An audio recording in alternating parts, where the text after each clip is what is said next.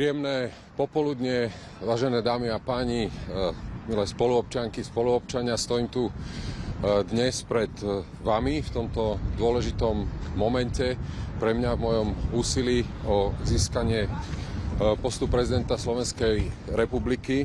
Po 4 mesiacoch stretnutí po celom Slovensku, a keď hovorím po celom Slovensku, tak je to tak, že sme prešli krížom krážom našu krajinu, navštívili sme mnoho väčších aj menších miest a absolvoval som veľké množstvo príjemných stretnutí, doslova stovky a tisíce podaní rúk, a chcem povedať, že si to veľmi vážim, čo som zažil, a spätne si aj hovorím, že je naozaj veľmi dobré, že sme to neodsedeli len tu, niekde v našich kanceláriách, ale sme sa vydali na túto cestu po Slovensku pri zbere podpisov. Preto to najdôležitejšie, čo by som chcel oznámiť, že o chvíľu odovzdáme vyše 40 000 podpisov občanov a občianok Slovenskej republiky, ktorí sa podpísali pod petíciu, pod moju kandidatúru na prezidenta Slovenskej republiky. Za mnou stoja dobrovoľníci, mladí ľudia, je ich tu len pár, ale chcem povedať, že po Slovensku ich je viac ako 250. Rovnako tu stoja zástupcovia petičného výboru, ktorým sa chcem naozaj veľmi pekne poďakovať za spoluprácu, za podporu všetkým občanom Slovenskej republiky. Ešte raz za to, čo som zažil, ale nechcem opomenúť ani to, že aj za finančnú podporu, ktorá sa mi dostáva a ktorú naozaj stále naďalej potrebujem. Za toto som úprimne vďačný. Odovzdaním podpisov, týchto viac ako 40 000 podpisov, ktoré tu vidíte predo mnou, naplním poslednú formálnu podmienku podľa zákona, to znamená, odovzdám dostatočný počet podpisov pod petíciu, ktoré sú nevyhnutné preto, aby som sa stal oficiálnym kandidátom na prezidenta Slovenskej republiky. Dovoľte mi nad rámec tejto najdôležitejšej informácie o odovzdaní týchto podpisov povedať ešte pár politických poznámok. Tou prvou je, že posledné dni a týždne ukazujú, že prezidentské voľby, ktoré nás čakajú, budú mimoriadne dôležité pre našu krajinu, a to z viacerých dôvodov. Tým prvým je, či vláda, ktorá, ako vidíme, sa správa a koná tak, ako by mohla robiť všetko, a to od hlbokých zárezov do systému spravodlivosti až po búranie semaforov, či táto mocenská garnitúra ovládne v prezidentských voľbách naozaj všetko. Alebo bude mať v prezidentskom úrade Slovenskej republiky človeka, ktorý sa ozve, keď bude nevyhnutné sa ozvať a keď sa budú diať veci, ktoré sa diať nemajú. A to je práve tento moment, kedy občania Slovenskej republiky vidia veci, ktoré našej krajine škodia. Pôjde o to, či v prezidentskom úrade bude asistent predsedu vlády alebo niekto, kto na jednej strane dokáže spolupracovať, lebo aj toto je nie prázdne heslo, s ktorým chodím po Slovensku, spolupráca, ale zároveň, keď je to nevyhnutné, bude schopný prejaviť jasný postoj, jasne sa postaviť voči veciam, ktoré nie sú v poriadku. Čiže spolupráca a jasné postoje sa nejako nevylučujú. Otázkou teda je, že či v úrade hlavy štátu bude niekto, kto svoj názor vie prejaviť. Názor prejaviť znamená prejaviť ho slušne, ale prejaviť ho zároveň aj rázne. Preto, a to mi dovolte ako druhú poznámku povedať, na rozdiel od predsedu Hlasu, chcem ponúknuť 30 rokov služby Slovenskej republike. Chcem sa k tomu prihlásiť. Viem, že budeme počúvať to, že som slúžil za všetkých vlád. Áno, je to pravda. Ale hlásim sa k úplne všetkému, čo som za týchto 30 rokov v službe Slovenskej republiky aj presadzoval, za čím som stál, a nech toto posudzujú občania, ktorí budú rozhodovať o tom, kto má byť ich prezident. Chcem ponúknuť nezávislosť a nadstranickosť, lebo to je v duchu aj v litere ústavy, a myslím si, že toto bude tiež niečo, čo občania budú musieť naozaj zvažovať, keď budú vidieť jednotlivých kandidátov. Chcem ale ponúknuť aktívny prístup. Nechcem byť prezidentom, ktorý bude chodiť v limuzíne, bude to ceremoniálny prezident a bude si naozaj užívať tohto úradu. Chcem byť aktívnym prezidentom, ktorý bude hovoriť a ktorý bude presadzovať a viesť aj občanov príkladom k tomu, čo v našej krajine treba urobiť, a tie veci, ktorých urobiť treba, je naozaj veľa. Chcem byť aj prezidentom, ktorý bude občanom hovoriť pravdu, ktorý povzbudí, ale keď niektoré veci, ktoré sú dlhodobo neriešené, sa nevyriešia tak, že o nich nebudeme rozprávať.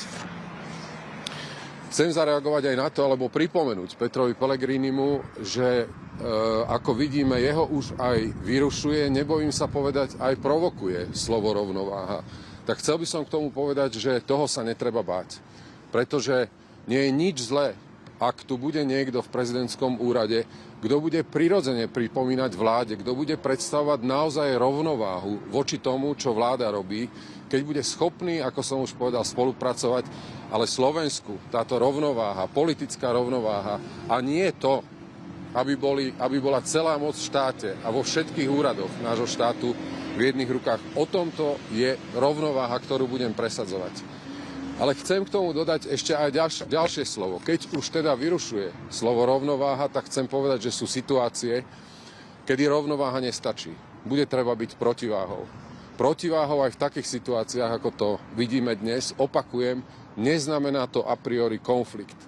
Ale protiváhou treba byť v takýchto situáciách, ako vidíme dnes, čo sa deje, ako vidíme vtedy, čoho svedkami sme, keď vláda otáča v zahraničnej politike, keď vytvára čudné spojenectvá, keď sa vyhraňuje voči tým štátom, a voči ktorým treba zaujať jasnú pozíciu, keď zahmlieva to, kde Slovensko patrí. Vtedy nestačí rovnováha, vtedy treba byť protiváhou, a s týmto otvorene hovorím, pôjdem aj do prezidentskej súťaže. Dámy a páni, dôležitú vec, ktorú chcem takisto pripomenúť a zdôrazniť, je, že uchádzam sa o podporu všetkých voličov. Aj voličov strán vládnej koalície, ktorí sú sami nespokojní a vnímajú to, že vláda sa tu stará viac sama o seba, ako by mala riešiť problémy ľudí. A na záver chcem hovoriť aj o tom, že Slovensko, to je moja skúsenosť z tých ciest, nespočetných stretnutí po Slovensku, je krajina, v ktorej dnes cítiť aj sklamanie, aj rozčarovanie, aj dezilúziu.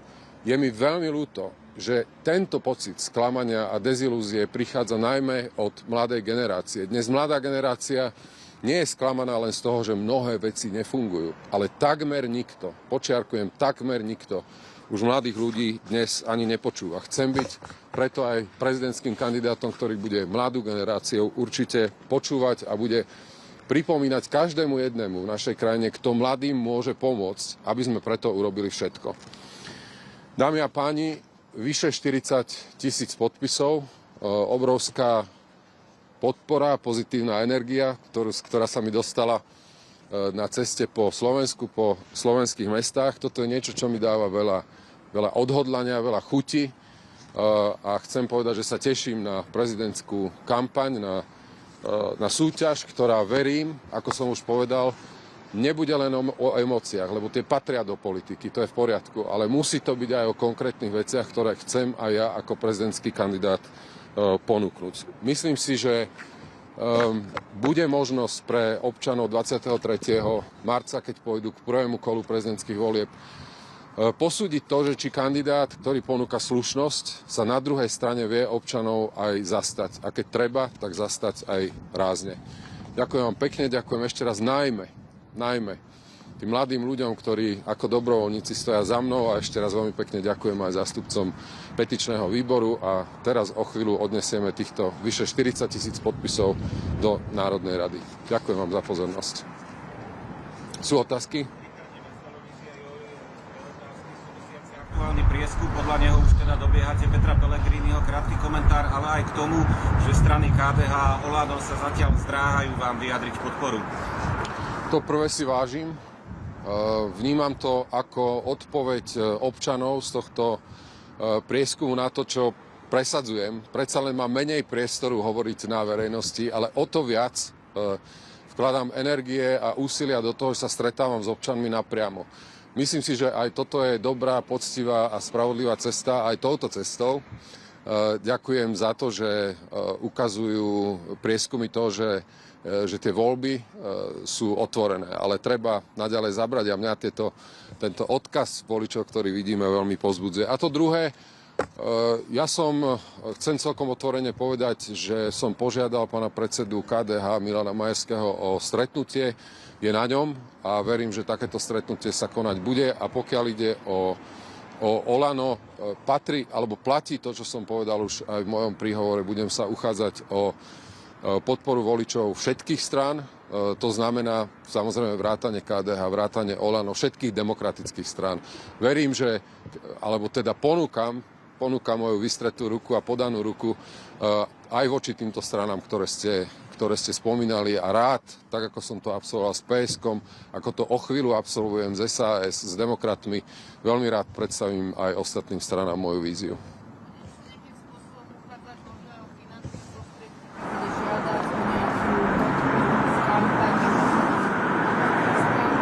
Neplánujem niečo takéto urobiť a keď sa aj pozriete na môj transparentný účet, tak to je tiež vlastne úžasná vec, že mám viac ako 2000 darcov, ktorí aj dnes mi posielajú na účet 5 eur, 10 eur, ale aj 50 eur, ale aj 5000 eur. Všetci sú tam podpísaní svojimi menami, takže ja v tejto chvíli neplánujem mobilizovať stranické zdroje, ale samozrejme aj týmto spôsobom naďalej apelujem na dobrovoľných darcov, ktorí mi takto môžu pomôcť.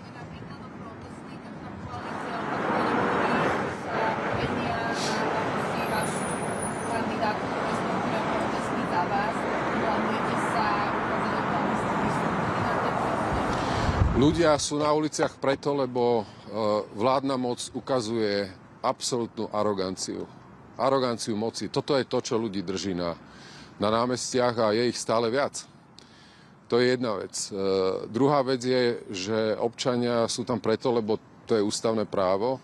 A po tretie, to, na čo sa pýtate, ja som na všetkých protestoch, ktoré v Bratislave bol ako občan, stal som medzi tisíckami nespokojných občanov, ktorých rozčarovanie, dezilúziu úplne chápem. A ja som im za to veľmi vďačný, ak sa tam objaví nejaká občianská podpora pre moju kandidatúru. Ale to prvé, a chcem to oceniť, oceniť to, čo robia tieto strany, PSK, Saska a KDH v tomto prípade, že jednoducho po parlamentných voľbách, keď vidia, akým arogantným spôsobom vláda zasahuje do trestného systému, tak si robia svoju prácu. Je to úplne v poriadku, je to dobré pre slovenskú demokraciu. A ja sa cítim byť dnes na tom správnom mieste, keď stojím medzi občanmi. Na tribúnu prídem, keď príde ten čas. Ale veľmi si vážim tento postoj občanov.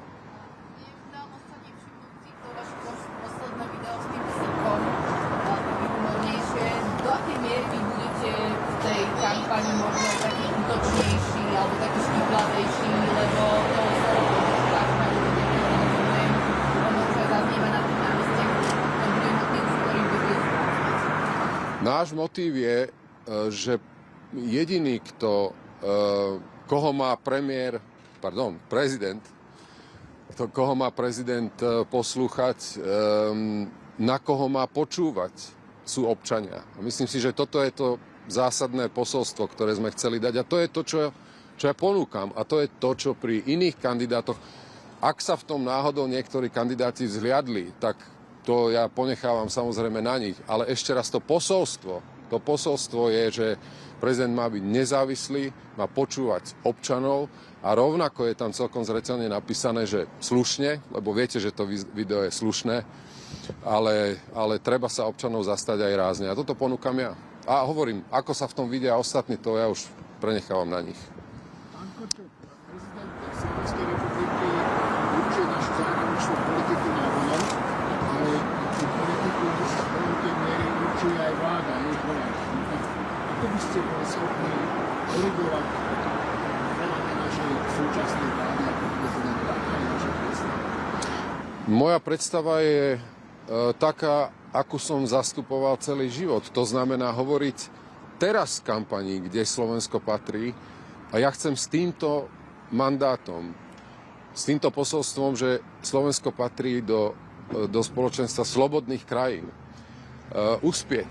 Ja sa nechystám vládu korigovať v týchto veciach, ale chystám sa zastupovať, pokiaľ by som uspel, s tým, čo je dobré pre Slovensko, čo je dobré pre ľudí. A pre ľudí je dobré, ak máme demokratických spojencov, ak je Slovensko pevnou súčasťou tohto slobodného sveta.